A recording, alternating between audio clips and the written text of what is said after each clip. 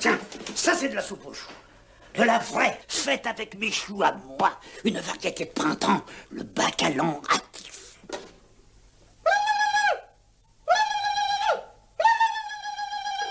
Gamin, on attaque. Qu'est-ce que tu nous as apporté, mon chéri? Archie Parmentier. Et dans le frigo, qu'est-ce qu'il y a?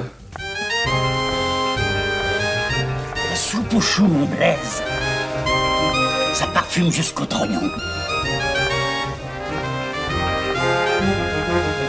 J'ai bouffé 12 muffins et j'en voulais même pas un seul. Bonjour gourmet, bonjour gourmette, bienvenue dans Cinéphage, le podcast qui parle de nourriture et de cinéma. C'est le retour de Cinéphage pour celles et ceux qui nous suivaient depuis un peu le début et depuis quelques mois. On a sorti la saison 2 avec Ratatouille, un épisode qui a été globalement très très apprécié, qui a peut-être eu le plus de records de vues et d'écoutes, donc c'est très cool à ça. Ouais, non, ça a bien marché celui-là. Parce que j'étais pas là. Ouais, c'était parce que t'étais pas là. Dis-le dans le micro encore plus fort, Antoine. Et du coup, suite à ça, sans prévenir, il s'est rien passé. C'est-à-dire qu'il n'y a pas eu d'autres épisodes. Il n'y a rien qui est sorti pendant peut-être 4-5 mois minimum. J'ai pas fait de mots, j'ai pas fait de post en mode c'est fini, l'addition s'il vous plaît, ou quoi que ce soit. Vidéodrama. Ouais, vidéodrama, tout ça. Pourquoi Cinéphage est fini? Et du coup, il s'est passé 6 mois sans que rien ne se passe parce que pour des raisons X ou Y, j'arrivais plus à tenir le rythme. Ça me plaisait plus autant qu'avant, et donc j'ai pris du temps pour moi pour laisser de côté Cinéphage et penser à d'autres choses.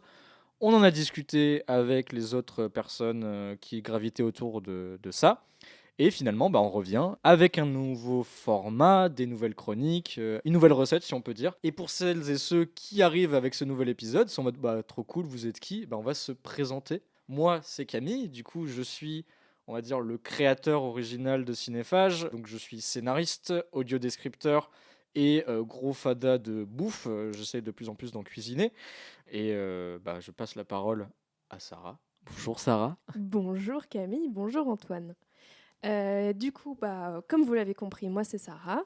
Je suis moi aussi scénariste, donc surtout scénariste de dessins animés pour la télévision, entre autres. Voilà. En vrai, je récupère la parole.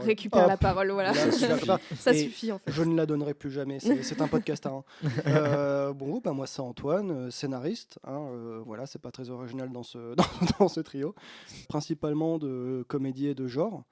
Et puis, je déteste la nourriture. Voilà, en fait, c'est une révélation de la nouvelle saison. Je hais ça, manger. C'est très important d'avoir des contradictions dans un podcast de discussion. Tu vois. Exactement. Alors que vraiment, d'avoir un gros connard à la table. On s'est pas tapé une énorme soupe aux choux juste avant de commencer vrai. l'émission.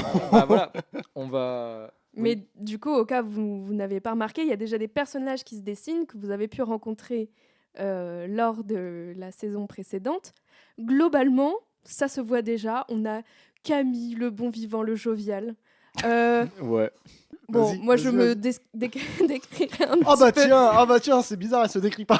Je me décrirais un peu comme la dérapeuse de service. Ouais. Ah ouais, moi j'aurais dit la drifteuse qui ne contrôle pas son. La bonne élève qui veut toujours ramener sa fraise, mais et des fois la Hermione Granger. Mais je dérape aussi, c'est vrai que je fais. Tu dérapes, tu lasses des en fait. Tu laisses des drifts incontrôlables. Moi, je suis beauf dans ma façon d'être. Toi, t'es beauf par snap, par shot. Tu vois, t'es en mode tu balances ta bombe et tu nous laisses comme ça. Ouais. Et du coup, Antoine le cynique, bien sûr. Antoine le cynique. Le salé. Salé, le petit salé. De toute façon, j'aime pas les sucreries. Ouais, ça c'est. T'aimes pas la bière, on y reviendra aussi. Ouais, j'aime pas la bière. Mais après, au bout d'un moment, moi j'ai une théorie, c'est que tout le monde se force à aimer la bière. Bon. Je suis pas si fan que ça. Moi, je force à t'aimer toi en fait. Mais tu sais quoi, ça passe mieux que la bière. Voilà pour le tour de table. Et donc, on va parler, vous l'avez vu en intro avec le petit extrait, on en a mangé avant par souci justement de professionnalisme, et je pense que c'est quelque chose qu'on va faire à chaque fois, goûter le plat qui est présent dans le film dont on parle. On a goûté la fameuse soupe aux choux, et surtout la fameuse potée, comme elle s'appelle dans le jargon de la soupe aux choux. Connaisseurs. Des connaisseurs. Non mais on va voir, il y en a plein différentes. Et donc, les prouteurs, les fameux. On va commencer. Prouteur pro. Les prouteurs. Prouteur de père en fils. Prendre votre argent sur internet. On va commencer du coup rapidement avant d'aller dans le gras. On va aller dans la phase apéro. C'est l'heure de l'apéri, c'est l'heure de l'apéri, c'est l'heure de l'apéritif. Et vous, Christian, une citronnade, quoi? Non, un whisky, André, s'il te plaît. Un whisky. Alors. Ça glisse, oui. Ah, la bonne heure. Et salut, c'est Camille du montage pour un petit rappel, un petit oubli qui a été fait, qui est le résumé du film. Et le voici. Alors, la soupe aux choux, ça parle du Glaude et du Bombay, deux vieux paysans portés sur la bouteille qui vivent retirés de la vie moderne. Une nuit, un extraterrestre atterrit en soucoupe volante dans le jardin du Glaude, et en gage de bienvenue, ce dernier lui offre un peu de sa fameuse soupe aux choux. Voilà. Alors, La soupe aux choux, donc, chef-d'œuvre du cinéma français, réalisé par Jean Giraud, à qui on doit la série des Gendarmes, notamment, donc une collaboration de longue date avec Louis de Funès.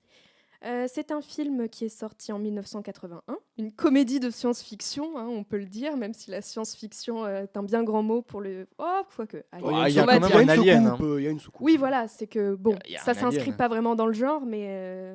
ouais, bref. C'est un film de SF. Techniquement, c'est un film de Aux SF. gendarmes et les extraterrestres, c'est un film de SF aussi. Voilà, c'est dans ce genre. C'est pas la SF Exactement. qu'on préfère, mais c'est celle qu'on C'est de a la- eue. ça en reste. Donc, La soupe aux choux est une adaptation du roman éponyme, écrit par René Fallet et paru un an auparavant, donc en 1980.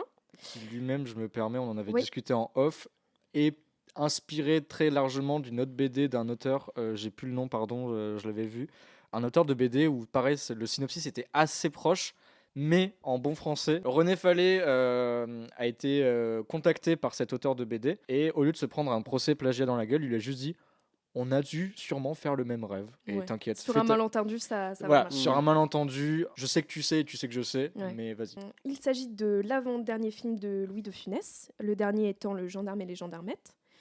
Donc Louis de Funès qui joue le rôle du Glaude. On a également Jean Carmet qui joue le rôle du Bombay et Jacques Villeray, le fameux La Denrée. Le scénario a été écrit par Jean Alain et Louis de Funès lui-même, qui est d'ailleurs non crédité, mais qui en fait a co-réalisé le film puisqu'il faisait énormément de la direction d'acteurs. Le roman, il en est tombé amoureux. Il est tombé amoureux de son chant d'amour à la terre et ses générosités, de sa compassion envers les laissés pour compte de la modernité, de son ironie profonde envers toutes les tentatives de changer l'ordre séculaire des choses de la campagne. Oui, Donc- oui, c'est un Stendhal aussi le truc. C'est Ouais, bon, on va se calmer, voilà, hein. c'est ça. C'est bon. La fameuse musique culte a été composée par Raymond Lefebvre. Ouais, ça laisse Steve. Ouais. Moi, je Bah, elle pensais que reste en c'était tête, ouais. Vladimir Cosma, mais non. Ouais, Parce que je c'est, connais pas qui c'est ces gens. Il a fait, c'est Vladimir Cosma, c'est celui qui a fait tous les, il a fait beaucoup de bliés, enfin les trucs des années 80 avec du synthé, c'est souvent lui. Avec son vieux synthé. Ouais, bah, c'est ça. Donc le film a été un succès commercial, plutôt modéré en comparaison avec les autres films de Funès. C'est un phénomène surtout auprès des enfants parce qu'il y a eu le qui a été fait dans les cours de récré, ce qui est plutôt logique. Mais bien sûr, les critiques ont été plutôt négatives. Ouais. Cependant, aujourd'hui, il a quand même l'aura d'un film culte. Il Ouais. passe très souvent à la télévision et il fait de bonnes audiences. Après, est-ce qu'on. En fait, moi, c'est un peu la critique que j'en ferai, c'est est-ce qu'on. Les gens l'assument en tant que pop culture jusqu'à ce qu'ils le voient, je pense. Parce que une fois que tu l'as vu, tu déchantes quand même pas mal. Ah bah, je suis pas d'accord. Pour moi, c'est carrément l'inverse. Tout dépend en fait à quel âge tu Bah, le vois. écoute, Moi c'est je l'ai bien, vu voilà, à 25 ans, donc je suis un peu en mode ok, c'était donc ça. Et peut-être pas, je suis pas sûr de le revoir plus une deuxième fois. Mais si tu vois, comme des gens comme Sarah, etc., l'ont vu plus tôt, je comprends que ça devienne un film. Oh, tu sais, moi, mon film doudou, c'est comme Théodore Rex, donc tu vois, genre, Oui, non, mais on on a revient de tous- loin. ah, mais on Après, va pour moi, pas. C'est pas un c'est- jugement que je porte Ouais. sur le goût des autres. C'est juste que moi, je m'attendais en fait. En fait, c'est l'aura de Louis de Funès qui fait ça. Oui, C'est bah pas, oui. c'est pas contre le film. C'est juste que je m'attendais à plus de fulgurance. Et il y en a des fulgurances dans le Ah, film. l'épée fulgurante, Mais ça c'est elles sûr. elles sont tellement noyées par une confusion, Ouais. dans le sens du film et tout, que c'est Ouais. assez compliqué, je Ouais. trouve, Ah oui, de c'est le clair qu'il y a des regarder. longueurs, hein. Enfin, en tout cas, de le porter, de le garder son statut de film culte après l'avoir vu, en Mm. fait. Ouais, Mais ok. c'est des goûts, des couleurs, on en parlera, hein. Mais pour ma part, j'ai une vision un peu différente du film parce que pour moi, c'était vraiment le film qui passait très souvent à la télé et où tu regardais genre une partie, genre les 30 minutes parce qu'il y avait des paix et qu'au bout d'un moment, ça devenait lourd. Mais du coup, moi, j'avais vraiment le souvenir et mon père, à chaque fois qu'il le voyait passer à la télé, c'est « Oh, voilà, La soupe aux choux, un grand film, ça !»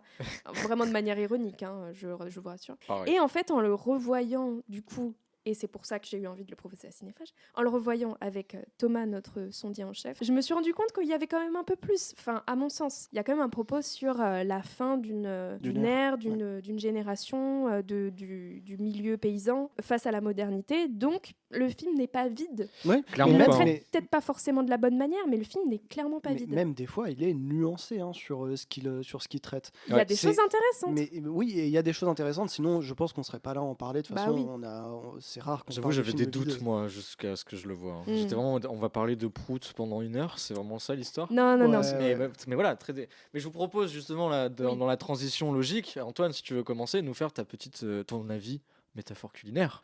Celui Mon qui avis- dit la métaphore culinaire, c'est de la soupe au chou, il sort tout de suite. Ah, c'est Ouais. pas de la soupe au chou, mais c'est pas mieux. Pour moi, c'est du cassoulet. Ah, bien, bonne idée. C'est du cassoulet parce que beaucoup de gens pensent pouvoir le faire, mais beaucoup de gens se ratent. En fait, il y a vraiment une manière très précise de faire du cassoulet.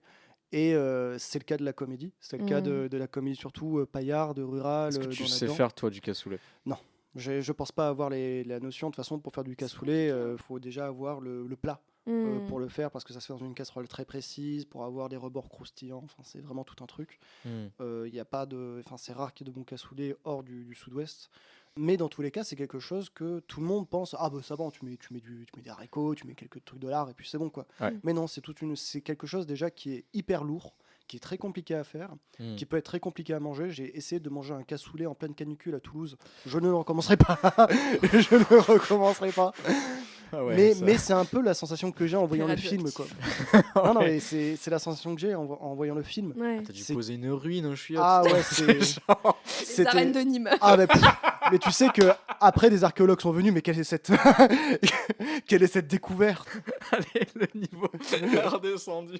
Ah bah on s'adapte à l'humour du film. Ah bah oui. Oh putain. Mais, C'est plus le film qui s'adapte à notre humour. ouais, Le programme. on pense être meilleur alors qu'en fait on est au même niveau. Ouais, pardon, excuse-moi, tu disais sur Non, mais c'est- la c'est- lourdeur. Ouais. En fait, ouais, c'est un cassoulet, c'est que c'est lourd, c'est gras, des fois c'est compliqué à manger, et puis tu tombes sur un bout de lard, et en fait tu tombes sur la cuillère parfaite. Mm. Tu vois, il y a des moments, tu prends une cuillère parfaite du cassoulet, et là t'as le lard, t'as les fèves, t'as tout en même temps, et t'as une explosion de saveurs, et bizarrement c'est plus aussi lourd à manger. Mm. Et puis après tu prends une nouvelle cuillère, et là tu as envie de chier.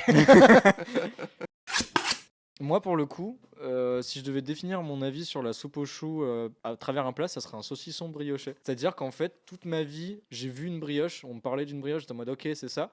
Et le jour où on me le présente dans l'assiette, je tranche dans ma brioche, je prends une part, et bam, je m'aperçois qu'il y a une saucisse dedans, et je m'attendais pas du tout à ça. Et je découvre en fait que la soupe aux choux, comme la brioche, c'est pas aussi simple d'apparence. Il y a un truc caché à l'intérieur. La soupe aux choux, depuis toute petite, je la résume à des gens qui pètent, qui font blablabla comme ça, et un costume très moche. Et en voyant le film, je me suis dit, ah, mais ça parle de tout ça! Mm. Ça parle de tout ce truc et tout, comme les saucissons briochés. Au départ, tu vois juste une croûte un peu orangée, dorée, où tu dis, bon, bah, c'est bien, je vais manger du pain, c'est cool.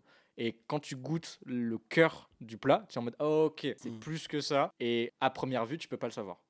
Après, pour moi, ce film, il rentre dans cette catégorie où, si quelqu'un me le décrivait comme un film avec des brûles, des proutes et des aliens mal foutus, j'irais pas contre lui. Tu vois, dans le sens, il y a une part de vérité, quoi. Tu peux Il y pas. a une part de tu vérité, peux- mais en fait, si tu regardes vraiment très chronologiquement, il y a des gros virages à 90 qui sont faits dans le film. Et ça, moi, je m'attendais pas du tout. Parce qu'en fait, Mhm. si on reprend une autre métaphore que culinaire, bah, c'était juste le dessus de l'iceberg Ouais. pour moi. Mm. Donc voilà, saucisson brioché pour moi. Donc après, la saucisse, est-ce qu'elle est bonne à l'intérieur? Oui, non, peut-être. C'est pas le principe. Mais en tout cas, j'étais très surpris parce que je m'attendais pas à manger ça. Voilà. Ok. Pour ma part, la métaphore culinaire, je dirais que c'est un gâteau creusois. C'est quoi? Alors, un gâteau creusois, c'est un truc qui est très nourrissant, très bourratif. Mais, en fait, quand tu le manges, tu sens ce petit goût de noisette très subtil et très fin au final. Mais après, quand tu reviens à toi, tu te dis, ouais, c'est quand même un étouffe chrétien, c'est un gros pavé bien bourratif et bien consistant, quoi. Pour ce qui est des avis, plus ou moins sans spoil, sans trop rentrer dans les détails, on a à peu près terminé. Si vous n'avez pas vu le film, maintenant, on vous encourage à le voir, puisque là, on va passer au plat de résistance avec nos petites chroniques et on va parler un peu plus en profondeur, notamment pour Sarah et pour Antoine du film. Donc, si vous voulez avoir la surprise encore de le découvrir, allez-y. On se rejoint après le jingle. Sinon, restez là. On arrive. Où sont les poulards? J'ai faim. Où sont les gros, les rôtis, les saucisses? Où sont les fèves, les pâtés de serre qu'on ripaille à plein ventre? Ces amuse-bouches m'ont mis en appétit. C'est moi qui vais commencer avec ma chronique et vous allez voir, c'est des chroniques où on va essayer de garder à peu près la même place pour les prochains épisodes. Moi, je vais surtout me concentrer à chaque fois sur le plat ou l'ingrédient phare du film dont il est question pour l'épisode. Et là, je vais m'intéresser au chou et plus précisément à la fameuse soupe au chou. Donc le chou, à la base, en fait, c'est pas du tout le nom d'un légume. C'est un nom commun pour définir plusieurs espèces de légumes comestibles. Et si vous voulez l'espèce, en fait, si on veut faire un peu les latins, c'est les Brassicaceae. Voilà. Les Brassicae, ouais. Voilà, merci. J'arrive Comme dans pas. Astérix et Obélix. Ah ouais. Ouais, c'est souvent une vanne dans Astérix et Obélix. Ok, donc voilà. Il y aura une soupe de brassicaille. Il dit. Ramasser des choux, ramasser des Brassicae. Des trucs Ok, comme ça. d'accord. Ok, donc voilà, le chou, c'est déjà un abus de langage, si on peut Ouais. dire, pour un truc. Parce qu'en fait, le chou, comme on l'appelle, il y en a 400 espèces en général dans le monde. Donc c'est beaucoup. Donc chou chinois, chou de Bruxelles, etc. Dont 280 qu'on peut cultiver en France et qui sont cultivés en France. Donc tu as le chou-fleur, le brocoli en fait partie, etc. À partir de combien on a trop de choux en France? Moi, je pose la question qui fâche. Hein. Écoute, franchement, déjà pour moi, je sais pas t'en citer 10 différents. Oui, donc pareil. c'est genre- déjà, j'ai appris qu'un brocoli était un chou. Ouais, c'est une espèce de chou. Parce qu'en fait, voilà, selon les espèces, les différentes parties du chou vont être consommées. On a l'inflorescence charnue ou le cœur, donc pour les brocolis, pour les choux-fleurs, donc c'est l'espèce de grosses fleurs, là, gros bubon. La tige pour les choux raves, ou dans le cas de Louis de Funès, dans le film, c'est les feuilles de chou cabu qu'on appelle aussi les choux paumés. C'est comme ça qu'on les appelle. Oui, Et c'est plus ça comme te ça dit que un j'ai truc entendu. Ouais. Voilà, bah ça c'est une espèce qui est très répandue, très nourrissante et aussi qui grossit très facilement. Un chou paumé, ça peut vraiment faire la taille très très très facilement d'un ballon de basket. Je Très crois rapidement. que c'est ce qui m'a. Il y en a une soupe au chou d'ailleurs qui m'a plus parlé quand j'étais petit que la soupe au chou de ce film. Ouais. C'est la soupe au chou au début de Charlie à la chocolaterie. Où ils sont en mode. Oui, j'y ai pensé aussi. Où ils sont en mode, ouais. Elle casse les- c'est enfin, ça. elle Ah, coupe encore les soupe choux. de chou. tu Ouais, vois, ouais. Ouais, et bah, j'étais en on- mode, ah ouais, c'est vraiment le plat du pauvre en fait. On va y Ouais, revenir, c'est vrai. c'est un plat qui est justement comme tu l'as dit, qui est très répandu en Europe et dans la ruralité surtout parce que c'est très nourrissant. Il y a Très- beaucoup de rendement, comme il y a- tu voilà. disais. C'est C'est gros. très gros facilement, c'est très peu calorique. Bon, on va voir, ça a des inconvénients sur la digestion. On mais va le y sentir revenir. surtout.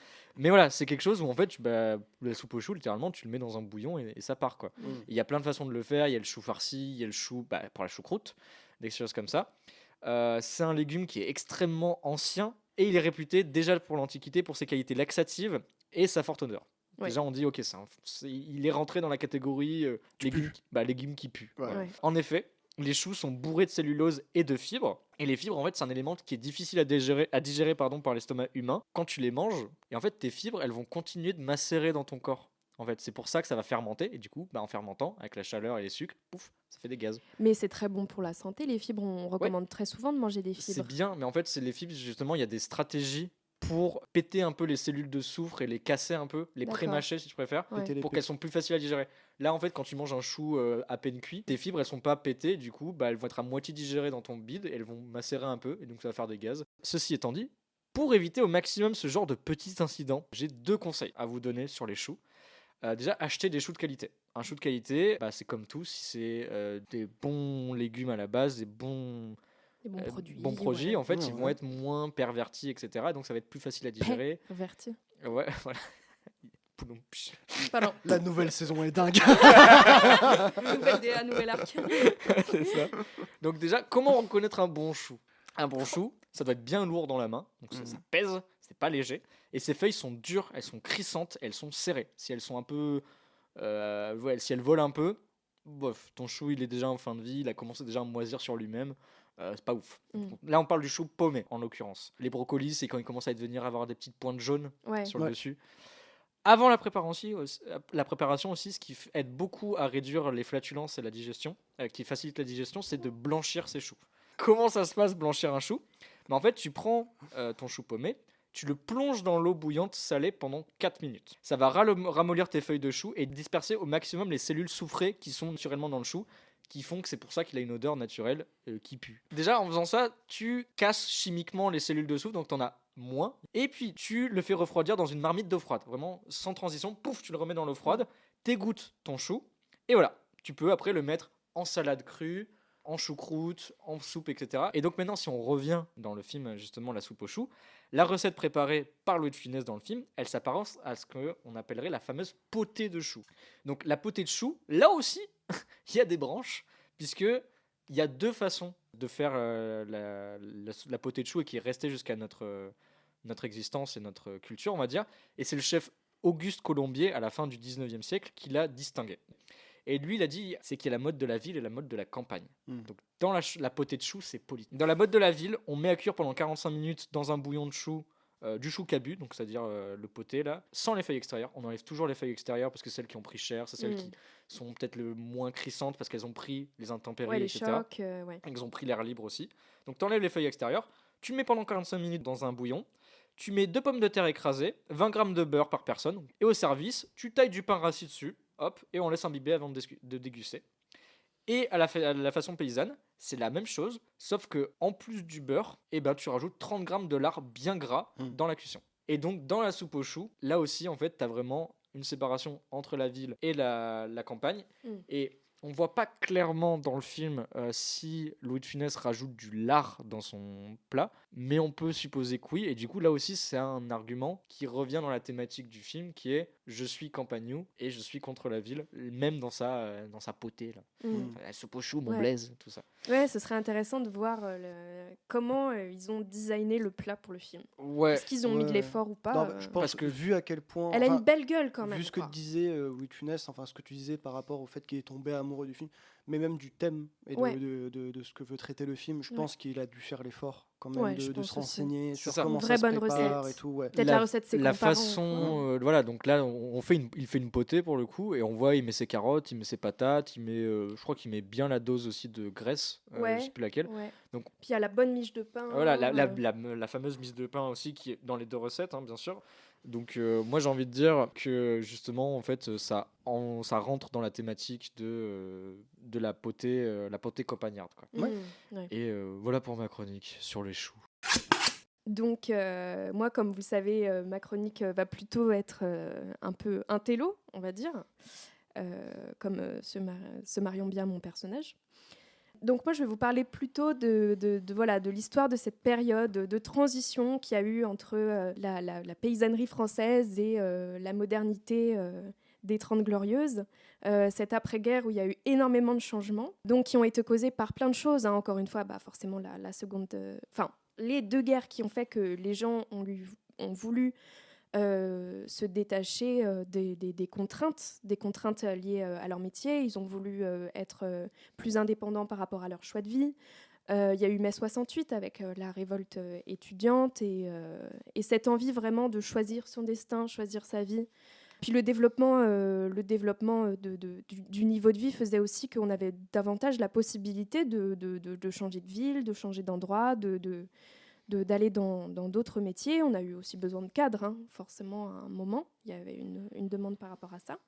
Et donc, la génération de nos grands-parents à peu près a vraiment été une génération d'exode citadin, puisque on n'avait plus envie de reprendre la ferme des parents, on n'avait plus envie de travailler 12 heures par jour pour certaines parties de la France, où les conditions étaient très dures.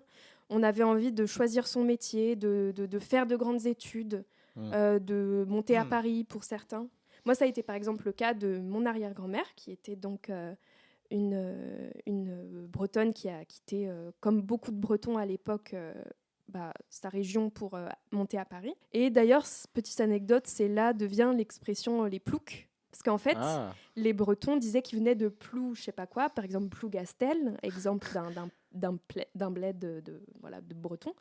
Et du coup, on surnommait les Bretons les ploucs parce que on se retenait jamais d'où ils venaient. Et l'expression vient de là. Paris, yes. Voilà, on a les Parisiens, yes. L'accueil. Et donc voilà, moi, mon arrière-grand-mère, elle a vécu ça. Elle est montée à Paris pour devenir femme de chambre. Elle a eu ma grand-mère à Paris. Et voilà, elle a quitté la Bretagne de toutes les manières possibles, ses traditions aussi, parce qu'elle ne voulait plus parler le breton. Elle a laissé son habit traditionnel, etc. Et du coup, moi, mes grands-parents, je les entends souvent comme la génération qui a commencé à faire des grandes études, entre guillemets. Il y avait forcément des cadres qui faisaient tourner la France avant leur génération, hein, bien entendu, il en fallait, il fallait de tout. Mais c'était un peu plus la génération qui avait la possibilité, en venant de entre guillemets nulle part, de faire des grandes études. Mais voilà, ça a été vraiment une génération qui a été clé dans cet exode. Et maintenant, on n'a plus cette culture paysanne, du moins plus autant qu'on avait à l'époque, avec voilà, le paysan local qui nourrissait le village, la commune, etc. Là, maintenant, nos agriculteurs nourrissent des milliers, voire des millions de gens. Ils ont accès à beaucoup de... il y a une grosse mécanisation qui s'est faite après-guerre. Avant, ils avaient les concurrences entre fermes de leur patelin. Maintenant, la concurrence, elle est européenne, elle est mondiale. Voire mondiale, c'est des grands groupes. Il y a plein d'exemples de produits qui sont cultivés en France, mais qui ne vont pas être consommés en France, comme le blé ou des choses comme ça. Ouais. Et c'est vrai que là, si je regarde maintenant, si je me permets une réflexion, le marché, comme on le voit maintenant encore aujourd'hui, c'est devenu presque un truc pas de luxe, mais c'est plus du tout un réflexe, alors qu'à la base... Le marché, c'était là où on faisait ses courses. Ouais, mais mes parents, par exemple, encore... Bon, ma mère est fille de maraîchère, donc elle a un peu ça dans les veines, tu vois. Mais le marché, c'est quelque chose qui est encore peut-être de nos parents, où ils ont plus le réflexe déjà de dire... Les légumes, tu les prends au marché. Les conserves, tu les prends au supermarché. Voilà, c'est ça, c'est que tu fais la part des choses. Et d'ailleurs, dans la soupe aux choux, le glaude et le bombé ont des métiers qui n'existent plus du tout aujourd'hui. Sabotier et puisatier. Voilà, donc c'est totalement... Je me souvenais même pas dans le film parce qu'on les voit pas travailler en soi. Non. Ils évoquent leur ancien métier, voilà. C'est ça. Donc c'est des métiers qui sont totalement obsolètes aujourd'hui. Donc c'est un bon choix de leur part d'avoir eu cette idée-là. C'est que ça montre vraiment ce monde d'avant, en fait. Ouais, parce que je pense que même en 80, c'était déjà peut-être un peu... c'était déjà désuet. C'était déjà désuet. Personne n'a besoin d'un pusatier dans les années 80. Non. Ou alors vraiment au fin fond du monde. Fin fond de l'Ardèche encore, quoi. Du coup, ça a eu pour conséquence d'avoir une vraie perte culturelle parce qu'on a eu la perte des dialectes. Comme on bouge beaucoup plus, du coup, c'est le français qui est privilégié et plus trop les langues régionales. Quoique maintenant, il y a un regain d'intérêt pour ces langues-là parce qu'on s'est rendu compte que c'était une vraie richesse. Mais aussi les costumes. Ma mère raconte que quand elle était petite, qu'elle allait en Bretagne, elle voyait encore des dames assez âgées porter leurs costumes traditionnels bretons. Aujourd'hui, ça n'existe plus. À part dans les fest-noz, les fêtes, c'est plus un déguisement, entre guillemets, qu'on revendique, bien sûr, comme un habit traditionnel, plutôt que quelque chose qu'on porte premier degré. Ouais, mais encore, je trouve que, franchement, et c'est quelque chose, je pense que toutes les cultures locales du Sud et tout, c'est pour ça que c'est quelque chose qu'on envie aux Bretons, parce que vous, au moins, vous les avez un peu gardés. Ouais. Et le truc, c'est que quand l'État a voulu unifier la France sous français, parce qu'avant, je veux dire, je lisais un livre qui s'appelle La Garrigue, qui date des années 70. Dans le livre, ils disent clairement... Personne ne se considère français. Ils se considèrent dans leur culture locale, quoi. Provençaux, bretons. Moi je vois, c'était même pas les Bretons, c'était pays bigoudin, pays vantais. Les trucs comme ça. Voilà, c'était très départementaux, en fait, les cultures avant. Et on a perdu une part de notre culture, en fait, avec ces années-là d'unification. Et du coup, même... Il y a des théories aujourd'hui qui sont faites sur la montée de l'extrême droite, en mode, mais en fait, si les gens se reconnaissent d'abord comme français, et que français aujourd'hui c'est même blanc dans certains endroits, c'est parce qu'ils peuvent plus se reconnaître à Ardéchois. Parce qu'on leur a enlevé leur danse, on a enlevé leur langue, on a enlevé des fois on leur a juste laissé la bouffe. La bouffe et être français. Et il y a ce truc qui est revendiqué aujourd'hui de si on pouvait se sentir autre chose que français, peut-être qu'on aurait moins de haine envers les étrangers, en fait. Ouais, c'est possible. Après, je pense aussi qu'il y a le fait qu'on soit de plus en plus déraciné, comme on bouge beaucoup, ce qui a des avantages et des inconvénients. Mais il y a aussi le côté, on a beaucoup moins le sens de la communauté. Comme on est déraciné, qu'on bouge beaucoup, notre communauté, elle change tout le temps. Alors qu'avant, quand tu bougeais moins, ta communauté, c'était ton village, ton quartier, ta ville. Ça, c'est un truc... avant, si on bougeait pas, c'est aussi parce que pourquoi tu veux être autre chose que savoyard? Tu vois, pourquoi tu veux être il y a encore ce truc par rapport à Paris, surtout en Sud, mais pourquoi tu veux plus être ici? Pourquoi tu renies ta région? Mais vu qu'il y a plus ce côté culturel, ancrage local, les gens ont moins de respect, tout simplement. En tout cas, surtout chez les jeunes. Moi, je le voyais chez moi dans le Gard. Les gens étaient en mode, mais qui a envie d'être gardois? Mm. Enfin, quel avenir Mm. tu vois pour toi en étant Mm. gardois?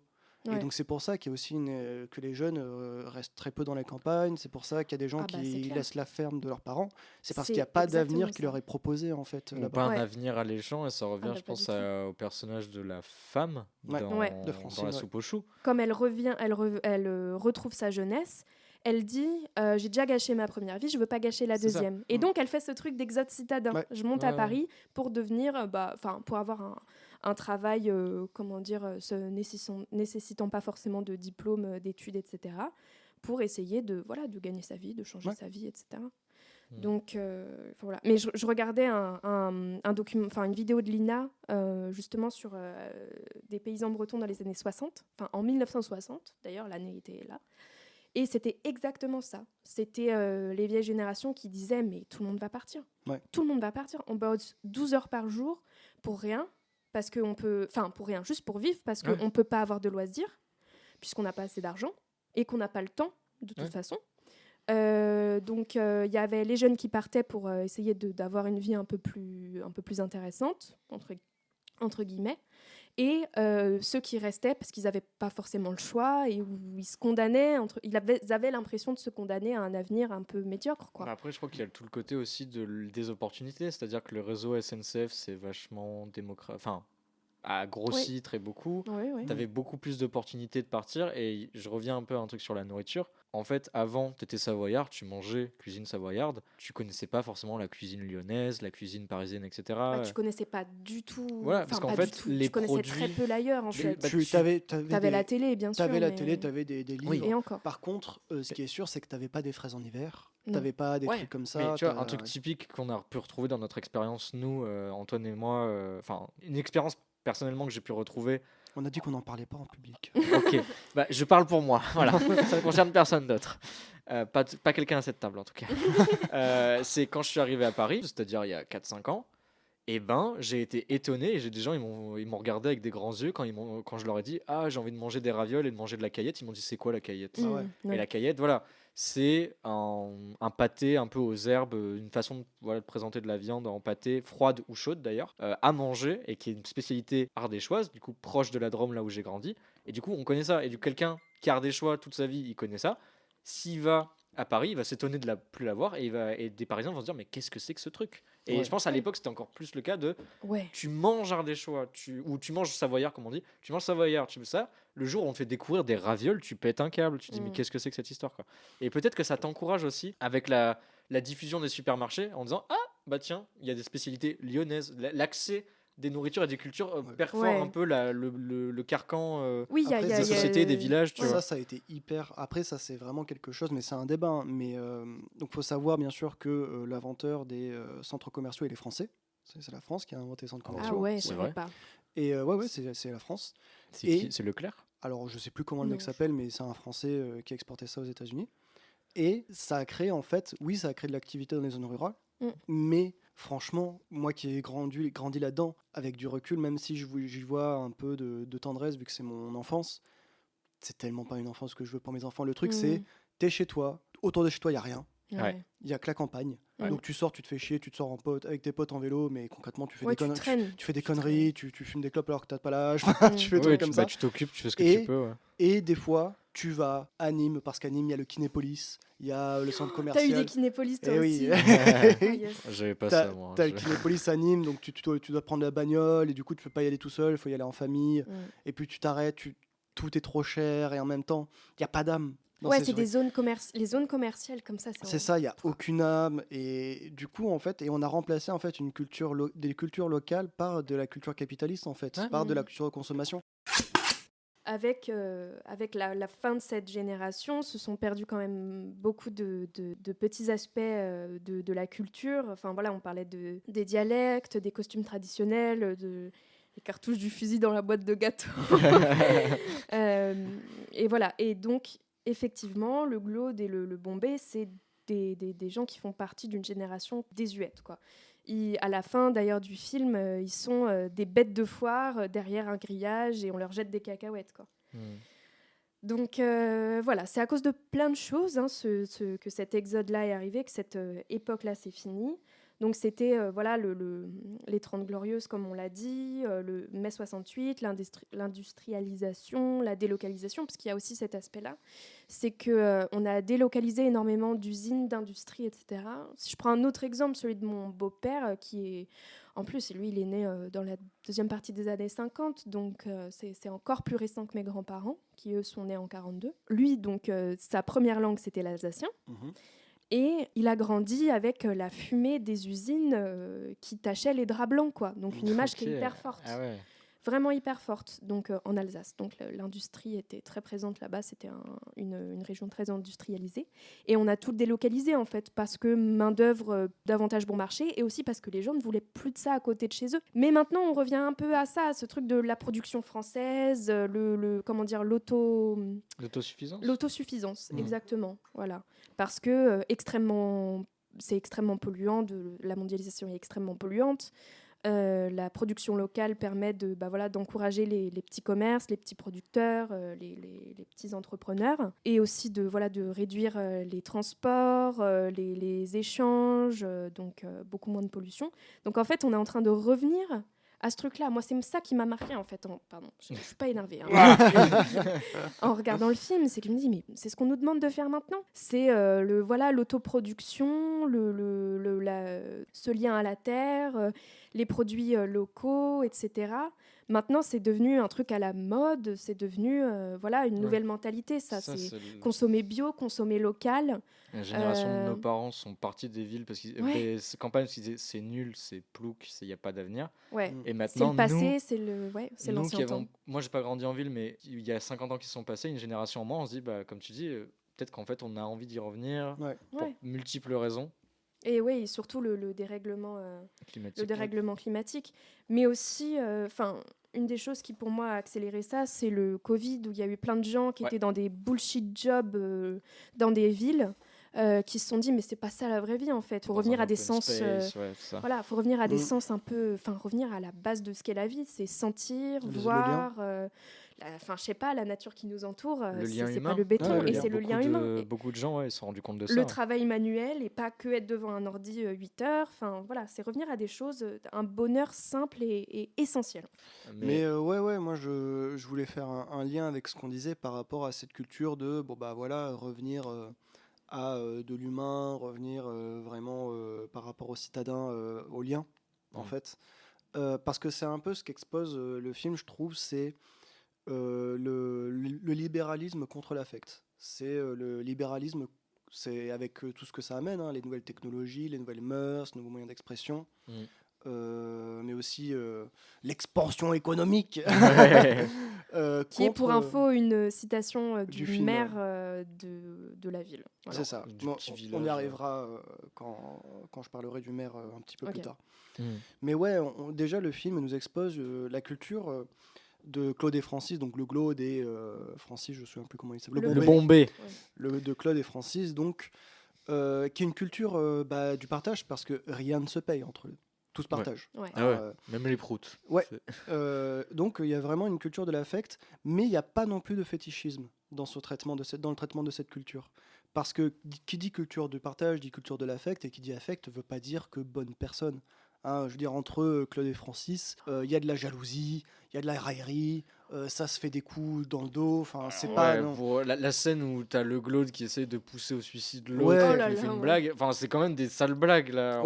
On déconne pas quand il lui dit va te pendre, et il lui coupe un peu la corde pour juste faire t'es tombé sur le cul, sale merde. Mais il pousse quand même son pote au suicide. Donc voilà, c'est ce genre de vanne. Ça veut se faire du mal. Et du coup, il y a une critique pour moi de l'isolationnisme rural. En fait, moi je pense que si Claude il veut faire autant de mal à Francis, c'est pas parce qu'il le déteste, c'est parce que on s'emmerde en campagne. Ah ouais. On s'emmerde, on sait pas quoi faire, et quand on sait pas quoi faire, on se finit par se tacler, par se tirer la bourre, et ça crée du conflit.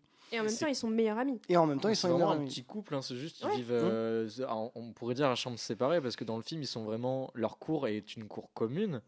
Et s'ils vivent comme un couple, c'est-à-dire... Il y a des signes d'ailleurs que c'est un peu un couple, c'est que la femme de Claude s'appelle Francine, et le Bombay s'appelle Francis. Donc il y a des liens comme ça qui sont faits pour montrer que c'est un petit couple en effet. Plus que dans le film, il dit clairement qu'il l'a. Je crois, comment il dit, je l'ai tapé là. Je l'ai arrangé. Je l'ai arrangé. J'ai arrangé la Francine. Ouais, c'est L'odeur. ça. J'ai arrangé la Francine. Mais tu vois, toujours dans ce truc de pas de fétichisation. C'est pas parce que c'est une belle culture d'entraide et d'affect que c'est pourtant de bonnes personnes, ça n'a rien à voir. C'est ça qui est intéressant dans le film, je trouve, c'est que ils sont traités assez humainement en fait. C'est ni c'est des pécores un peu ridicules forcément, mais en même temps ils ont des bons côtés et inversement c'est pas une glorification de la campagne. Quoi. Et du coup, mais c'est aussi là-dedans que le film se perd parce qu'il a pas de message clair non plus. Enfin bref, c'est pas ne faisons pas non plus de ce film bon. Voilà, non, quoi, c'est... non, plus linéaire. Ouais, c'est ça. Dans tous les cas, et là, en fait, il y a l'alien qui arrive. Et l'alien, en fait, c'est vraiment l'élite qui ne manque de rien. C'est le libéralisme, en fait. On va vous donner tout. On va vous donner toutes les nouvelles technologies, etc. Vous ne vieillirez plus, mais vous ne rigolerez plus non plus. Tu vois, la culture des aliens, c'est tout ce qui n'est pas utile, on s'en fout. Ouais, c'est donc vrai. le rire, c'est ça, la gnôle, tout ça. C'est ça, le rire, la gnôle, tout ça, c'est nul. Par contre, on a une radio de nouvelle technologie. Tu vois, on peut se parler à des années-lumière, mais on refuse de rigoler. Tu vois, c'est quelque chose, c'est ce libéralisme froid en fait. Et ce libéralisme, donc, c'est le rejet de l'affect. D'ailleurs, c'est symbolisé par la soupe aux choux. La soupe aux choux sera illégale, pourquoi ? Parce qu'elle est bonne, tu vois, chez les aliens. C'est donc tout ce qui est dans l'affect, on le rejette. Contrairement Claude, tout est affect chez lui. D'ailleurs, il prend tout sous l'angle de l'émotion, il veut même pas d'argent. Il a des louis d'or, il a un louis d'or. Un louis d'or, j'ai regardé sur internet, selon son année, selon la date du louis, ça pouvait aller jusqu'à 1000 € le louis. Donc en francs, je vous laisse imaginer. Il est pété de thunes. Donc un louis d'or, c'est vraiment être pété de thunes. Mais pour lui, quand l'alien lui demande, il le passe. Par contre, ce qui a vraiment de la valeur, c'est un bout de cheveux de sa défunte femme. C'est donc vraiment, on est encore dans le lien est plus fort que l'argent. Vous savez quelle vanne qui dit il s'appelle Reviens hein. C'est son louis d'or ou c'est son louis d'or. Mais tu vois, il est pas en mode. Mais il est pas en mode non, en argent. Ouais, c'est pas l'avare. Non, c'est plus que c'est une antiquité. C'est ça. Une antiquité, pas tant comme une source de profit. C'est ça, il y tient. Mais il y tient sous l'angle de l'émotion. Pas parce que c'est de l'argent, mais parce qu'on lui a donné quoi. C'est ça. Et là, l'alien donne la radio. Et c'est la première chose qui ne se partage pas dans le film. Avant ça, mon puits, la soupe, tout ça, ça se partage. Mais ma femme se partage. Ouais, c'est vrai. Alors, contre son gré. Contre son gré. Mais à la fin, ils sont bons copains quand même. Ils se disent, en vrai, tu l'as arrangé, ça m'a rendu. Tu peux pas être cocu d'il y a 40 ans. Ouais, c'est ça. C'est parce que bon. On y viendra, mais tout on accepte aussi les défauts des uns et des autres dans cette culture du partage, quoi, parce qu'on n'a que nous. On n'a que nous, donc autant s'accepter comme on est, quoi. Bien sûr. Donc ça, c'est la première fois aussi, et toujours dans cette critique de l'isolationnisme. En fait, pourquoi est-ce qu'il ne partage pas cette radio ? Je veux dire, la radio, qu'est-ce qu'elle lui apporte concrètement ? Moi, je me suis toujours demandé, c'est un truc que je trouve pas clair dans le film, c'est pourquoi il garde la denrée pour lui tout seul. Oui, au lieu de la partager, et c'est parce que c'est la seule chose qui brise sa monotonie. Et il veut garder ce sentiment de privilégié à lui tout seul. C'est pour ça qu'il veut pas le montrer au Bombay. C'est parce que alors que pourtant cette radio, non seulement elle lui apporte un concret, mais en plus elle lui prend de la soupe, elle lui prend, tu vois, il donne plus qu'il ne reçoit avec cette radio en fait. Et en fait, c'est vraiment pour moi cette symbolique de cette vague libérale qui nous prive du lien. En fait, parce qu'on se sent ok, j'ai l'impression d'être seul et tout, mais j'ai le dernier iPhone. Tu vois, pour moi, la radio, c'est un peu c'est un peu le même truc que le téléphone. On a cette critique aujourd'hui qui est un peu pompeuse parce qu'elle est, je trouve, très caricaturale, mais oh là là, on peut parler à tout le monde et on se sent plus seul. Tu vois, on est un peu dans cette chose-là pour moi avec la radio. Pour le coup, vu l'époque, je comparerais plutôt ça à la télé. C'est truc, cet appareil révolutionnaire qui arrivait dans les foyers petit à petit. Au début, c'était source de réunion parce que tu avais souvent un téléviseur pour plusieurs maisons. Les téléviseurs, en fait, c'était... Non, mais après. Les ordinateurs avaient déjà... non, mais la télé, c'était années 60. En fait, ça commence toujours par du lien dans le sens où que ce soit la télé ou les ordinateurs, la télé, d'abord, elle n'était pas chez les gens, à part chez les bourgeois, elle était au bar. Elle était au restaurant. Pareil pour l'ordinateur il était au cybercafé. Il était pas, ou alors chez les riches. Mais après, quand c'est arrivé dans les foyers, c'était genre, tu te réunissais dans un des foyers qu'avait la télé pour regarder des grands événements comme, je sais pas, l'alunissage de 69. Ça a été comme ça pour le premier grand événement télévisé, c'est le couronnement de la reine Elisabeth. C'est dans les années 50. 54, 52 52. 52. Quoi qu'il en soit, du coup, en fait, c'est cette vague libérale du coup, qui arrive avec l'alien. C'est les nouvelles technologies, etc. Mais l'alien, il va essayer de recréer, de comprendre l'affect. Et en comprenant l'affect, en essayant de comprendre ce qu'est l'affect, il va recréer sa femme morte. Et là, ça va permettre au film d'étudier en fait cette nouvelle génération, tu vois, qui a grandi, dont on parlait, voilà, d'Exode citadine, et qui voilà, a découvert avec ce libéralisme aussi, voilà, et c'est là où le film a un avis nuancé, les mœurs aussi qui changent. Francine, donc la jeune, qu'est-ce qu'elle fait? Elle prend la voiture. Mais qui conduit? Bah, c'est une femme. Et ça, Claude, il comprend pas. Hein. Il aime pas, ouais. Claude, c'est un machiste, c'est un mec qui est hyper sexiste. Bah, c'est vieille France, quoi. C'est la vieille France, c'est ça. Donc, Puis il comprend pas les vêtements non plus. il comprend Les pas vêtements non plus les moulants vêtements. et le bikini pour bronzer. C'est ça, il dit en fait, mais tu vas pas te montrer devant tout le monde, t'es ma propriété, genre, entre guillemets. C'est genre, tu es ma femme, c'est ma femme, donc tu te déshabilles au lit quand je veux. Tu vas pas tout seul devant tout le monde. Et tout le c'est monde je va te voir. t'arrange quand j'ai envie de t'arranger. Voilà, c'est ça. Et l'émancipation de la femme a fait beaucoup, je pense, pour cet exode, parce que les femmes se sont dit qu'elles n'étaient pas forcément obligées d'être liées à la ferme familiale, qu'elles pouvaient, comme mon arrière-grand-mère, aller faire donc des études pour ma grand-mère ou pour mon arrière-grand-mère, aller à Paris pour devenir femme de chambre, être indépendante, etc. Quoi. C'est une nouvelle manière de voir le monde, en fait, de voir son avenir. Et encore, là, il y a de la nuance. Est-ce que c'est de la nuance? Est-ce que c'est de la contradiction? Ça, le film, bon, voilà, c'est pas non plus... Il va pas assez profondément pour qu'on le Peut-être sache. que 80, c'est, je crois, la première vague féministe, elle était déjà étouffée. C'était 68, 70, ça a continué. Ça date, elle était déjà étouffée, donc on s'en moquait déjà bien. On disait, bon, elles ont eu leur petite pique de trucs, et maintenant elles sont rentrées tranquilles. Donc c'est un peu plus élevé, mais ça reste quand même à la fin. Francine, elle parle avec un autre homme. Elle part avec un autre homme, mais avant même de partir avec cet autre homme, il y a quelque chose dont on va peut-être débattre. C'est que, encore une fois, est-ce que c'est nuancé? Est-ce que c'est de la contradiction? Bon, le film, je pense pas qu'il le sache lui-même. Hein. Mais il y a aussi une critique, c'est que Francine, qu'est-ce qu'elle fait? Elle prend la voiture avec une femme, donc ça te montre la libération des mœurs pour les femmes. Et la première chose que fait cette femme aussi, c'est critiquer la manière dont elle s'habille. C'est quoi ça? C'est comment tu te... Tu sais, c'est pas normal. Elle est habillée au siècle dernier en même temps. Hein. Ouais, mais du coup, il y a ce truc de... faut absolument que tu sois à la mode, quoi. Faut absolument que tu sois à la mode. Et donc, c'est la première fois dans le film qu'on va voir quelqu'un acheter quelque chose. C'est Francine qui achète de nouveaux habits par, je pense, une pression sociale de sa pote. Et au final, ces habits, est-ce que ça l'a libérée dans le film? Parce que le film, je pense à quelques relents machistes. Il est en mode, regardez, elle s'est habillée juste pour plaire au mec. Tu vois, donc ça, je pense que c'est... En plus, au mec pas fréquentable parce que c'est les motards. C'est ça.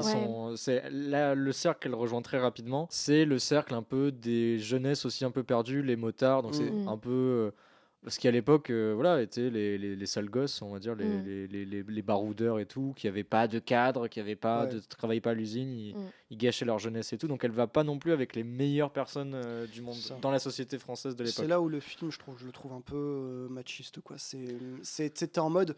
En fait, pour moi, là, j'ai entendu le film me dire ouais, ok, l'autre il dit je peux t'arranger quand je veux, mais regarde, elle va avec les motards. Elle va avec les motards. C'est fait par des gens qui ont plus de 50 ans à cette époque-là, et même s'ils veulent dire ok, on est un peu développé, moi il y a quand même le dialogue de la Francine, je l'ai bien arrangé, tu vois. Si je t'ai rendu service, tu vois, t'es un peu en mode. Pour moi, il est vraiment à prendre au second degré quand même celui-là. Surtout que, encore une fois, il y a la scène du bikini qui, pour le coup, pour moi, atténue ce côté-là, c'est que donc sous l'influence de sa copine machin la mouette. Je sais plus comment elle s'appelle. Du coup, elle se met en bikini dans le jardin pour bronzer. Et vraiment, elle revendique dès le début cette envie de s'émanciper, etc. Donc pour moi, c'est quelque chose qu'elle fait très volontiers, en fait, qu'elle a vraiment envie de faire. Malgré peut-être qu'il y a un côté pression sociale pour les vêtements, mais quand elle sort du magasin, elle sourit vraiment, elle est contente de tout ça. Et je finis juste mon point. Du coup, quand elle est en bikini dans le jardin, c'est le glaude qui la pousse à se rhabiller et elle en a ras-le-bol et du coup elle se couvre. Alors qu'il n'y a personne autour. Donc elle fait même pas ça pour le regard de qui que ce soit. Elle fait ça parce qu'elle a envie d'être en bikini à bronzer. Ouais, elle se réapproprie son corps. Voilà, alors que le Claude pense qu'elle lui appartient. Oui, parce que lui il a toujours vécu comme ça. Hein. Même dans sa mort, elle lui appartient parce qu'il veut la voir tous les jours. Il lui parle à tout elle-même et tout. Il la laisse entre guillemets pas en paix. C'est tous les jours. Il fait un monologue sur sa tombe. C'est un peu. Ouais, mais Mais c'est là où, encore une fois, le film se contredit de fou et c'est pas ce qu'il veut dire en fait, parce qu'il critique les deux et au final il dit pas grand chose. Oui, c'est ça. Bon, ce qu'il dit aussi, c'est que quand même, cette génération, pour être acceptée, elle doit payer. Elle doit acheter de nouveaux habits, elle doit faire ces choses-là. Alors que Claude et Francis, ils s'acceptent envers et contre tout. Jamais Claude et Francis vont devoir acheter quoi que ce soit pour être acceptés de l'un de l'autre. C'est même quand l'un a trompé sa femme, a trompé l'autre avec sa femme, quoi. Mais dans tous les cas, ouais, pour moi, là, le propos du film, un des propos du film, parce qu'il en a je sais pas combien, tellement il se contredit, c'est que les affects, c'est plus fort que l'argent. Que les affects, c'est plus fort que le libéralisme. Et cet adage, il sera mis à exécution sur trois personnages. L'alien, le maire et Francine. L'alien, d'abord, va se confronter à cette règle en revenant, du coup, à la fin chez Claude, et lui dit « Regarde, j'ai multiplié tes louis d'or. » Il va lui proposer tout l'argent du monde, quoi, presque. Et Claude, il refuse, mais il refuse avec véhémence, quoi. Ouais. C'est pas seulement, il dit « Ah non, merci », c'est que « Mon pinard, mes amis, mon chat », tu vois, il est vraiment... Il est outré qu'il lui propose de payer la soupe. C'est presque une insulte. Ah, mais c'en est une. C'est une insulte de se dire tu penses que l'argent va m'acheter ce que j'ai durement, les liens que j'ai durement créés avec ma vie, quoi. Ça a plus de valeur que tous les louis d'or que tu pourrais me passer. Et ça, au final, ça va même convaincre l'alien qui va demander, allez, un godet, qui va dire, s'il te plaît, en plus, il prend la voix de oh, Claude Claude, un verre, Claude. Donc, un petit canon, Claude. Et que le canon, c'est même pas que du vin, ils le disent, c'est les amis. Oui. Tu vois, c'est toujours dans l'affect, quoi, toujours dans le lien. Et même, ça a pas seulement convaincu l'alien, ça a convaincu sa société qui a accepté que la soupe était bonne et qu'il fallait accepter ce qui était bon et ce qui n'était pas seulement utile, quoi. Et donc ça, c'est donc une première mise en corps de cette règle. Il y a le maire.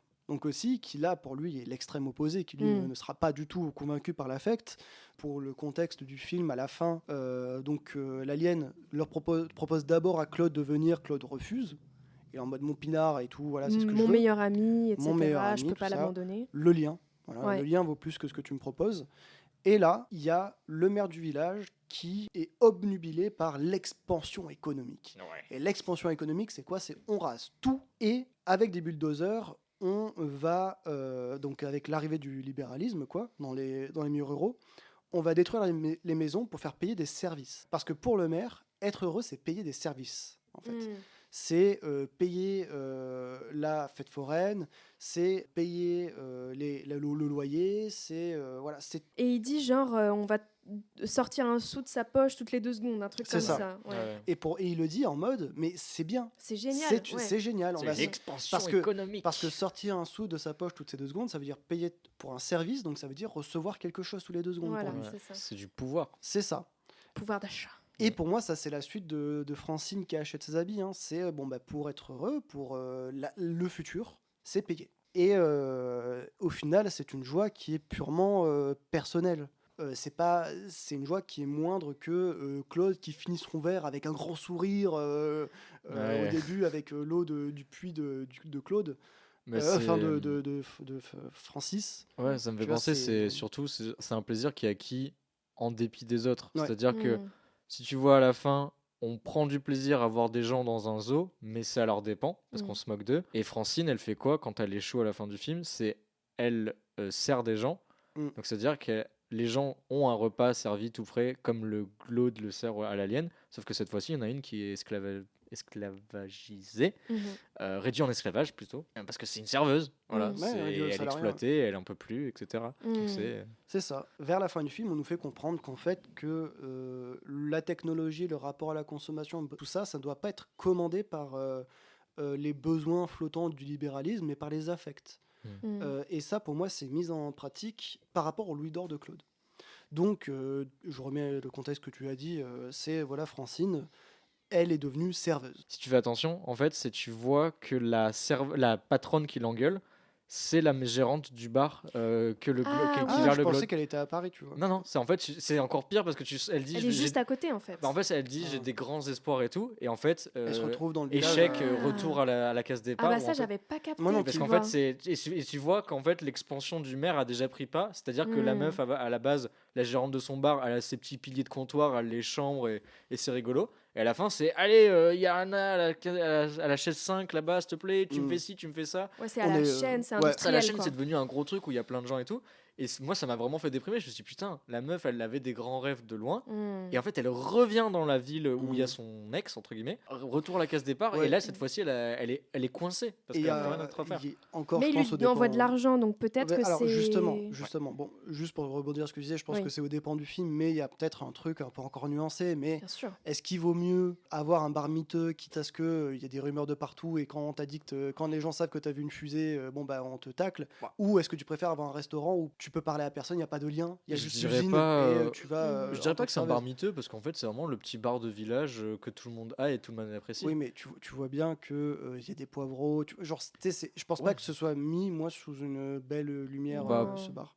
Ouais, moi, je l'ai pas pris mal, parce que tu vois, genre pour le coup, chaque bar, enfin chaque village et chaque petite ville a son bar, et c'est important. J'ai peut-être trop de Ouais, mais traumas. c'est un peu le PMU J'ai du peut-être coin, des là, traumas quand avec même, le PMU de mon village. Voilà, le PMU de la Jose de Bernard était peut-être trop. Parce qu'on n'est pas encore assez âgé pour apprécier ça, je pense, tu vois. Ça, mais c'est vrai. Bah après, c'est un peu triste quand même, tu vois, les gens qui se bourrent la gueule à 9h du mat. Mais ça, c'est un problème de l'alcoolémie en France, en général. Bah la ouais, culture mais de c'est un peu l'alcool. lié au PMU du coin, quand même. C'est lié. Bon, après, on en revient au truc de l'isolationnisme des campagnes. De la même manière que toi, t'as 15 ans, tu sors fumer des clopes, bah eux, ils ont 49 ans, ils vont boire un verre. Tu dois à tout prix remplir ton quotidien de quelque chose, d'une sensation. Oui, puis retrouver les gens à un endroit. C'est ça. Je fais un rewind à un des tout premiers épisodes de Cinéphage qu'on a fait, mais dans Super Bourré, on parle de ça, du rapport à l'alcool dans les campagnes, où tu fais un boulot qui est ultra dur, 12 heures par jour et tout, tu vois personne à part ta vieille machine. Là, le moyen de décompresser à l'époque, quand t'as pas forcément la télé, etc., que tu veux voir du monde, bah tu vas au bar, parce que tout le monde va au bar, tu picoles, ça te fait chaud au gosier, et après t'es pompette et t'es content et t'es avec les copains. Et suivant si le bar s'augmente et tout, au fur et à mesure, t'as le flipper en plus. Non mais c'est ça, et donc c'est vraiment un fait sociologique où avant on se biturait entre nous, on se passait l'autre vie, et maintenant bah, le bar a centralisé ça, l'État est arrivé et dit maintenant l'alcool elle est autorisé là-bas, et donc tout le monde y va parce qu'en fait c'est le seul moyen de voir les copains et de voir juste de sortir socialement. Donc je pense, pour moi en fait il est pas mauvais le bar là-bas, c'est juste le bon bar que tout le monde va. J'ai des problèmes avec le PMU de mon enfance. Mais c'est un peu des deux pour moi. Je suis juste alcoolo en fait. Mais du coup, pour revenir à Francine, à la fin du coup, Francine, donc elle est dans ce job que clairement elle n'aime pas. Clairement, elle est clairement pris dans un rythme qui est dû à l'expansion économique, qui est vraiment dans l'usine, quoi. Voilà, c'est le métier de serveur. Hein. Il manque plus que le patron qui paye la coque et on est à Paris aujourd'hui. Et là, elle reçoit l'argent de Claude.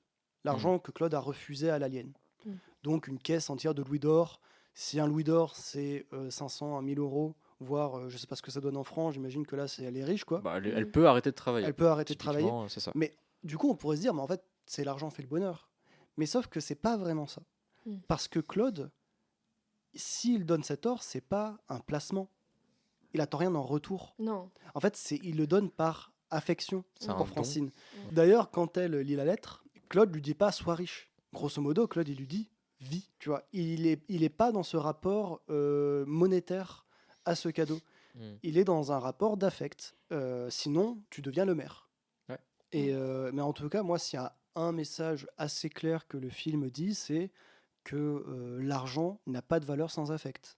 Et au final, d'ailleurs, Claude et Francis, ils l'ont bien compris, puisqu'ils se cassent dans l'espace, tout simplement. Tout simplement. Parce que, voilà, avec pour fuir, quoi Avec l'alcool, l'accordéon et le chat. Voilà. Donc, en fait, avec ce qui leur permet de s'amuser entre copains, voilà, peu importe où on est, même si c'est dans l'espace, tant qu'on a du vin et des copains. Et ben, c'était un très gros plat de résistance. Bon, je pense de toute façon il y aura des choses qui vont péter. On n'en a pas encore fini. On va terminer dans l'ancienne version Cinéphage. Je posais la petite question croustillante et on avait un pote qui d'ailleurs a fait la charte graphique de Cinéphage qui s'appelle Tim, qui est un pro de la question, et donc je l'ai mis à l'honneur. Ça va être le moment du dessert et donc de la question de Tim. Maintenant, un peu de dessert, hein? Un petit peu. Obélix, coupe 3 parts de ce gâteau. On a dit 3 parts, Obélix. On va quand même rester sur une note assez croustillante avec la fameuse question de Tim. Et je la lis en exclu, je ne l'ai pas lu avant. Là, c'est peut-être quelque chose qu'on va essayer de conserver, c'est-à-dire on est surpris comme vous. On va essayer de répondre vraiment à chaud. J'ai hâte. Et donc, la question de Tim, c'est dans certains films, la soupe est utilisée comme l'ingrédient chaleureux par excellence. Ratatouille, Harry Potter. Mais dans plein d'autres films, elle est montrée comme la mort du fun en personne. Oliver Twist, Voloci d'un nid de coucou, Charlie et la chocolaterie, j'ai aucun de ces exemples. Si. Oliver Twist, je sais pas. Charlie la chocolaterie, c'est plus du. Voloci d'un nid de cocon coucou. familial. La pauvreté, ouais. quand Bon, même. voilà, Voloci d'un nid de coucou, je me souviens pas de la soupe. C'est dedans. la soupe de l'hôpital, quoi. D'accord. Où penchez-vous sur la dualité de la soupe? La chaleur familiale ou la misère et la tristesse? Et il y a une sous-question qui est-elle plus déprimante que la polenta? Parce Oh que là là. Tim a fait une croisade contre la polenta. Mais c'est pour la polenta si t'en abuses pas. Après, le truc, c'est que il y a plus, je pense que en hiver, il y a plus de grand-mères qui ont servi de la soupe que de la polenta. Du coup, moi, enfin, tu sais, à partir du moment où t'étais petit et t'as connu la soupe de vermicelle avec des lettres d'alphabet, Oh oui. Ouais. c'est compliqué d'avoir cette vision de la soupe. Mais Chaleureuse ou déprimante? Bah, vas-y, déprimante. réponds le premier si tu bah, veux. je pense que c'est chaleureux, mais c'est chaleureux déjà parce que j'avais des grand-mères qui n'étaient pas pauvres. Et donc, on n'a jamais tout. En fait, C'était on pas a par défaut. ouais, genre. en fait, on a toujours choisi d'avoir de la soupe. On n'a Ouais. jamais eu de la soupe par défaut, donc que ce soit la soupe de vermicelle, soupe potiron. On m'a jamais fait de soupe à l'oignon, mais voilà, c'est Oh. dans ces eaux-là, quoi. Mm. Voilà, moi, tout ce que je veux, c'est qu'il n'y ait pas. Si c'est de la soupe de légumes, je veux pas de morceaux. C'est tout ce que je veux dans ma Faut que soupe. ce C'est pas de soit morceaux, un d'accord. bon velouté, bien Voilà. mixé comme il faut. Mm. Ok. Voilà. Donc toi, pour répondre à la question, tu trancherais, tu dirais familial pour le coup. Familial, ouais. Mm. Et meilleur que la polenta? Alors, j'en ai mangé. C'est un Je peu de trouve ça, l'esprit chrétien. je trouve ça déprimant. Bah, c'est un peu le plat pauvre de la pauvreté, je crois Ah, que ouais. c'est italien, je crois que c'est vraiment Après, le je viens truc. pas d'Europe de l'Est Ah. non plus, quoi. Genre. Bah, il y a affreux salé méchant, je crois que c'est un truc comme ça où ils mangent que de la Non, polenta. moi moche et méchant. Non, affreux salé méchant, putain, arrête. Vraiment mal pris. j'adore. Oui, j'ai vu le le second glauque. degré Non, mais pointer le elle bout de est son éteinte, nez. la Nintendo, t'inquiète. Ça marche. Bon, du coup, t'as répondu. Sarah? Pour moi, c'est synonyme de chaleur familiale parce que effectivement, j'ai pas grandi dans le besoin. Je viens d'une famille où on a. Bah, disons que aujourd'hui, quand tu as des soucis d'argent, ça se caractérise plus par de la soupe, je dirais. C'est d'autres. C'est Les pâtes. pâtes. C'est Ouais, vraiment voilà, ça. c'est ça. Alors que dans le temps, effectivement, c'était on allonge avec de l'eau, on prend des légumes qui ont beaucoup de rendement, on met du pain dedans pour que ça Tu mets imbibe, tout. etc. Tu passes tout dans la soupe. Ouais, Ça exactement. Tu mixes. mets des restes et tout et tout. Genre les restes de petits pois, des trucs comme ça. Ouais, des les fonds haricots. les fonds de viande, etc. Alors que oui, maintenant, aujourd'hui, quand t'as plus de sous, effectivement, tu manges plutôt des pâtes ou des trucs, Ou du riz, des ouais. trucs industriels et tout et tout. Mais bref, du coup, pour moi, c'est plutôt synonyme de chaleur familiale. Je viens d'une famille où on a mangé de la soupe tous les soirs chez mes grands-parents. Ma mère faisait des super bonnes soupes au potimarron, des soupes de cresson, des soupes de plein de trucs super super bons. Donc je fais souvent des soupes en hiver, j'aime trop. En plus, on a une machine à soupe que m'a donnée ma grand-mère, du coup on fait très souvent des soupes. C'est réconfortant, c'est bon, c'est facile à faire, tu fous tout dedans, tu mixes. Franchement, moi, chaleur familiale à 100%, surtout que je suis une mamie dans l'âme, donc j'adore la soupe. Et mieux que la polenta. Ah bah oui, la polenta, moi ma mère elle en faisait de temps en temps. C'était plus un accompagnement, ça fait un peu étouffe chrétien, donc je dirais Ouais. que c'est un peu triste. Ouais, C'est moins triste que... Enfin, la soupe, ça peut être tellement riche de plein de choses, c'est très varié. tellement varié, tu peux faire plein de trucs, Ouais. c'est chaleureux, il peut y avoir du goût et tout. Ok, donc 2-0 pour la soupe familiale. Polenta dans le trou. Est-ce que je vais remonter Mais je ou pense, pas mais le truc, c'est que je pense qu'ils connaissaient déjà la question, ils voulaient juste utiliser cette plateforme pour dunk sur la polenta, en fait. Oui, Tout à mais fait. je pense ça peut être un running gag à chaque fois il dit mieux ou pas que la polenta. Il faut vraiment la mettre plus bas que terre et Oh, avoir les gens. l'épisode sur le cannibalisme. Alors le cannibalisme ou pas que la polenta. Non mais ça peut être drôle qu'à la fin tu sais, ça devienne une espèce de propagande pour dire la polenta. Pas vraiment. Mais donc je vais terminer ce tour de table en disant moi aussi que je suis plutôt team soupe familiale parce que ma mère aime beaucoup cuisiner.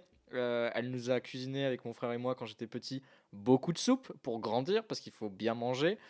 Donc oui, j'avais des fois des éléments un peu rebelles de dire ouais, comme Titeuf, je vais dire la soupe j'aime pas, mais en fait très rapidement comme me sortait sa vieille soupe sa méga soupe au potiron, la soupe aux orties qui est une soupe que pas beaucoup de gens font. Enfin c'est un truc vraiment un peu de campagne, mais c'est trop bien, c'est trop bon la soupe aux orties. Très, très bon. C'est très Très facile à faire aussi. Très facile à faire, c'est un goût très fort et c'est super bon.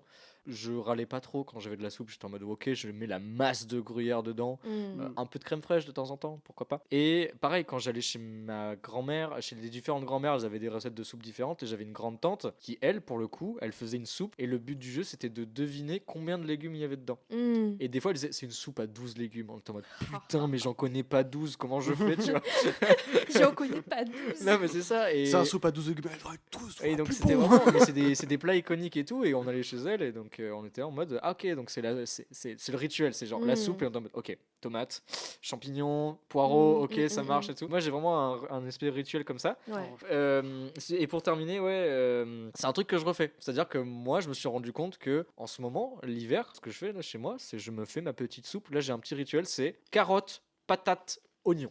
Et magnifique. En plus avec le mixeur de la grand-mère qu'elle m'a passé elle-même en mode il t'appartient maintenant. Mais nous, on a eu les soupières des grand-mères. C'est vraiment le mixeur où il est super facile à débloquer et tout en 2 points. Et ça mixe bien sa mère et tout. Et voilà. Donc là, je me fais mes petites soupes et je les mets en grosses bouteilles pour les conserver au frigo et tout. Pour dire, allez, j'ai ça. Mais à fond, soupe familiale. Et polenta, c'est gentil, mais on va pas se mentir, la polenta, si elle est toute seule dans l'assiette, elle est un peu tristounette. Mais non, mais il faut mettre des épices. Donc polenta, sauce tomate, des choses comme ça. Faut avoir un accompagnement, une viande, un légume, une viande, un légume. Ouais, voilà, c'est ça. La polenta tout seul, c'est un peu tristounet. Donc désolé la polenta, mais non merci en fait. Donc voilà pour ce qui est de la soupe. De la question de Tim. On arrive à la fin de cet épisode, la soupe aux choux. J'espère qu'il vous aura plu. Merci d'avoir suivi jusque-là. Si vous avez des retours à faire sur l'épisode, faites-le. Je pense que c'est peut-être un des épisodes, voire l'épisode où il y a le besoin de plus de retours, où vraiment vous commentiez ça, parce qu'en fait, on a testé vraiment une nouvelle recette, on a testé un nouveau format. Donc en fait, s'il y a vraiment des retours positifs comme négatifs sur ce qu'on a fait, c'est le moment de le faire, parce qu'on peut réparer et en tout cas changer les choses pour le prochain épisode, parce c'est en crafting, on va pas se mentir. N'hésitez pas à commenter, c'est bon, on est de nouveau actifs sur les réseaux, notamment Instagram, donc n'hésitez pas à répandre à nouveau la bonne parole pour vous. Si vous venez de découvrir, c'est cool, regardez, bienvenue dans la cuisine. Voilà, bienvenue dans la cuisine, c'est beau ça. Bienvenue dans la cuisine, et donc on va pas vous faire le dicton à chaque fois, mais vous connaissez comment ça fonctionne, on a besoin de grossir, on a besoin de nouvelles petites personnes, donc c'est grâce à vous que ça marche. À vous les couverts, on va dire. Et merci à Thomas de chez Tech5 du coup pour avoir host l'enregistrement et d'avoir géré tout ce qui est le mixage, etc. Le setup du coup pour la captation visuelle. Exactement, donc on teste, c'est encore dans les fourneaux ça, de faire une version filmée du Cinéphage, ça va arriver prochainement. Là aussi, n'hésitez pas à dire trop envie ou alors bof. On va essayer d'intégrer aussi votre avis pour le prochain film. L'avis des auditeurs, c'est sympa. Si ça vous donne envie de participer, de dire film pourri, j'ai dormi dessus quoi. Bref, un avis. On va pas se prononcer sur le prochain film parce qu'on garde le mystère. On s'accorde que ça va peut-être changer. En tout cas, on vous donne rendez-vous dans un mois à partir de cette date. Et voilà. D'ici là, mangez bien et bon appétit. Et bon appétit, vous aussi. T'as pas dit vous aussi. Attends, on l'a refait ? Non, mais c'est bon, on faut que ça fasse. 1, 2, 3. Et bon appétit, vous aussi. Je suis écœurante, je suis sûre de manger ça devant vous, mais vraiment, je suis avec vous de tout cœur, et avec vous, régalez-vous avec moi en même temps. Mais j'ai plus faim, c'était très bon.